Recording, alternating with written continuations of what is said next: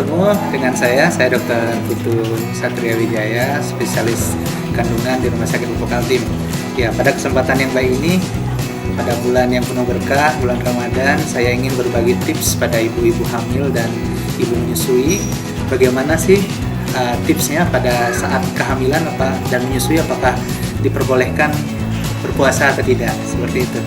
Ya, seperti kita ketahui, pada saat hamil maupun menyusui, seorang ibu itu memerlukan kalori atau energi yang lebih besar ketimbang tidak menyusui atau tidak hamil. Pada saat menyusui dan hamil, seorang wanita itu memerlukan kalori kurang lebih 2000 sampai 2500 kalori setiap harinya.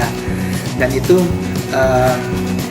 bisa didapatkan dari nutrisi, baik itu mikronutrisi maupun makronutrisi. Makronutrisi misalnya dari karbohidrat seperti nasi,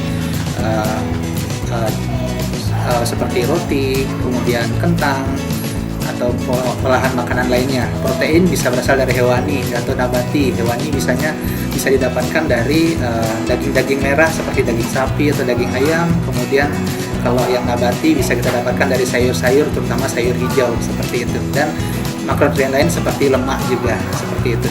Dan mikronutrien bisa dapatkan dari multivitamin maupun mineral lainnya seperti itu. Ya, pada saat kehamilan lebih baik maupun menyusui lebih baik berkonsultasi dulu dengan dokter bisa tidaknya berpuasa.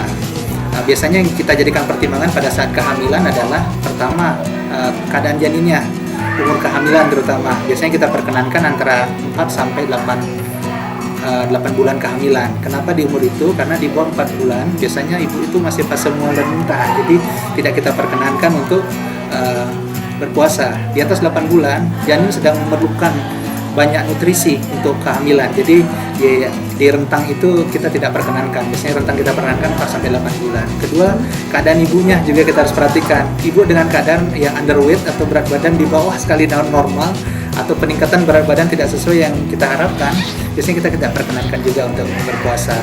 Keadaan janin juga kita lihat, berat badan janin juga dilihat. Dari whisky misalnya kita bisa lihat, andaikan tidak memenuhi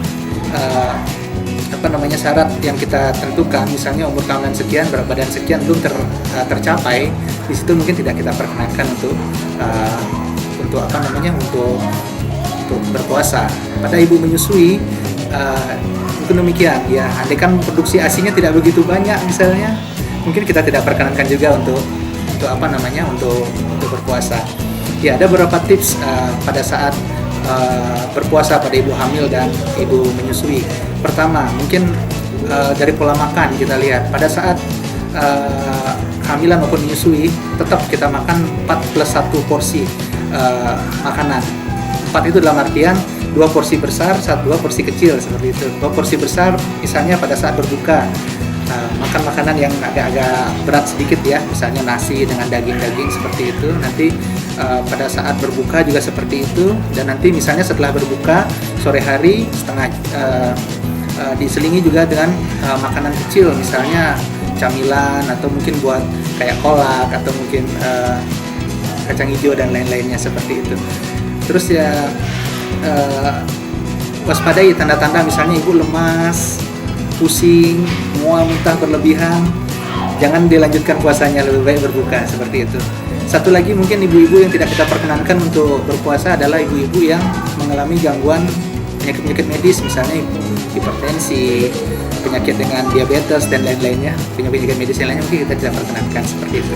Mungkin demikian untuk ibu-ibu yang sedang berpuasa maupun ibu menyusui, tips dari saya, semoga bermanfaat. Terima kasih.